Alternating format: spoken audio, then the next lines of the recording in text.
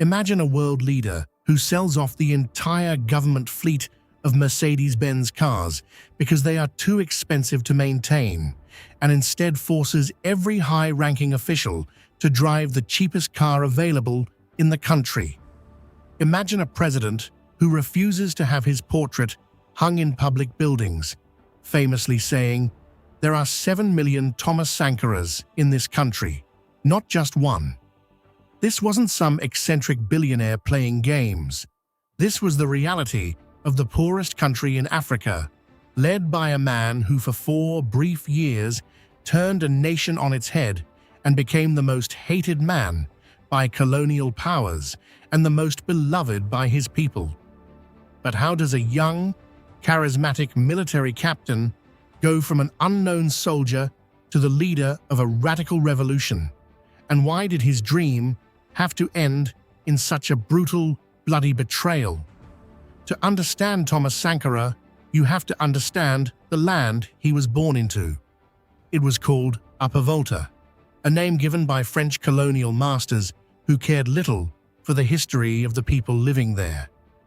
It was a place defined by its colonial boundaries, not its indigenous identity. Born in 1949, Sankara grew up in a world where the French influence was absolute. His early life was a tapestry of Catholic schooling and military discipline, a combination that forged a man who was deeply ethical yet fiercely militant. While he rose quickly through the ranks, he wasn't just another soldier obsessed with power. During his military training in Madagascar, he witnessed a popular uprising against the government. It was here, thousands of miles from home, that the seeds of his revolution were sown. He saw that power didn't have to come from the barrel of a gun alone. It could come from the collective will of the people. By the time he returned to Upper Volta, he was a different man. He was disillusioned by the systemic corruption and the deep-seated dependency on France. He rose through the military, becoming a national hero after a border conflict with Mali, but he was more than a commander. He was a thinker, a guitarist, and a man who understood that his country was suffocating under the weight of debt and foreign aid that only deepened the poverty cycle. When he finally took power in a 1983 coup, he was only 33 years old. He didn't come in with promises of wealth. He came in with a promise of dignity. The first thing he did was change the name of the country. Upper Volta was a colonial relic, a name dictated by the river that flowed through it. He renamed it Burkina Faso. In the local languages, this translates to the land of incorruptible people. It was a radical statement of intent. He was telling his citizens and the rest of the world that they were no longer a subservient colony, but a nation of people who could not be bought, sold, or broken.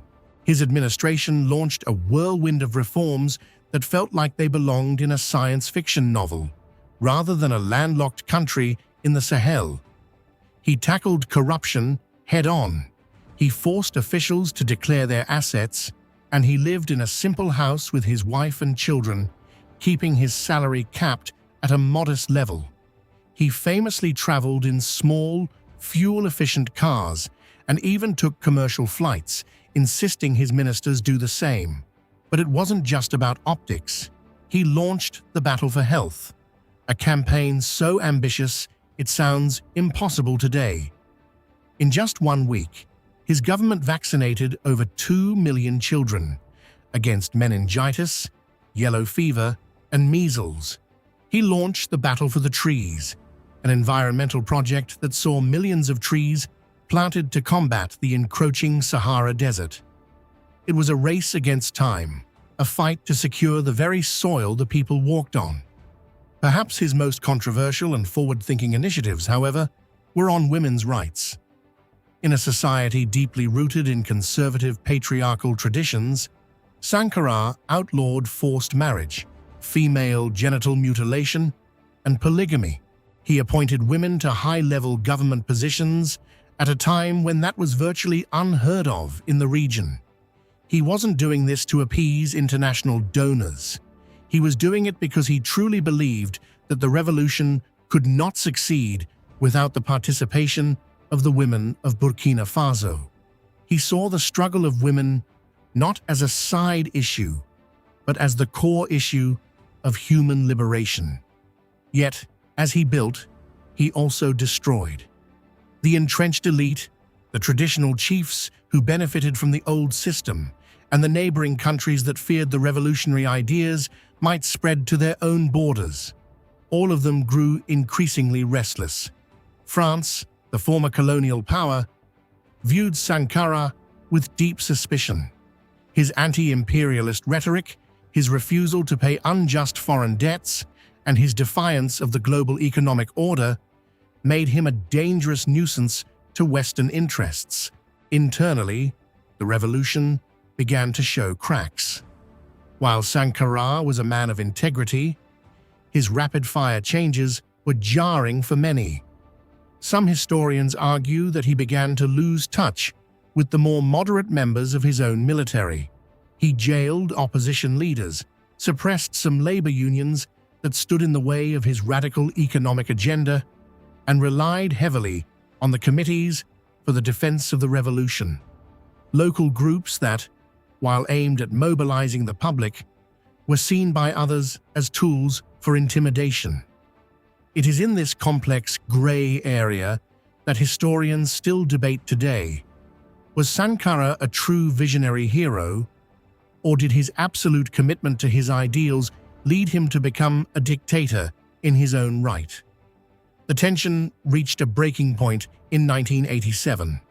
His closest friend, Blaise Compaoré, led the opposition within the government. They felt Sankara was alienating too many allies and leading the country to disaster. Sankara knew the threat was coming. His advisors begged him to take action against Compaoré, but Sankara refused. He said, "One cannot kill ideas." On October 15, 1987, the ideas were not killed, but the man was. Sankara was assassinated in a bloody coup led by his closest comrades. He was 37 years old. The man who had promised to build a land of the incorruptible was gunned down in his office, his body dismembered and buried in a shallow, unmarked grave. The revolution effectively ended the moment the bullets stopped. Compaoré took power, and for the next 27 years, he reversed almost every single one of Sankara's policies, steering the country back into the embrace of French influence and international debt. So, where does that leave us today? Thomas Sankara is often called the African Che Guevara, but that comparison, while intended to highlight his charisma and anti-imperialist stance, misses the point. Sankara wasn't just a symbol of rebellion. He was a leader who actually governed.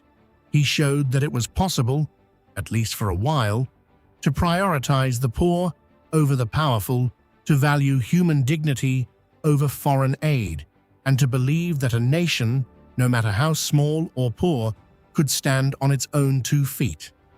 His legacy is a complicated, enduring ghost that haunts the political landscape of Burkina Faso. For years, his name was not allowed to be spoken in official settings, yet today he is a global icon. His face is plastered on T-shirts, painted on murals in the streets of Ouagadougou, and quoted by a new generation of activists fighting for justice and equality across the African continent. Whether you see him as a flawed radical or a lost savior, one thing is undeniable: Thomas Sankara dared to imagine a different world. He forced his people and the world to confront the uncomfortable reality of what it means to be truly independent in a post-colonial era. His story isn't just about a president who was assassinated, it's about the cost of trying to break the status quo. And the question remains, if his ideas couldn't be killed, are they still waiting to be realized? What do you think? Was Sankara's downfall inevitable because of his radicalism? Or was he a victim of powers that couldn't allow a truly independent Africa to emerge? Let us know your thoughts in the comments below. And if you found this story of hope, tragedy, and revolution worth hearing, make sure to subscribe so you don't miss our next dive into the figures who changed history.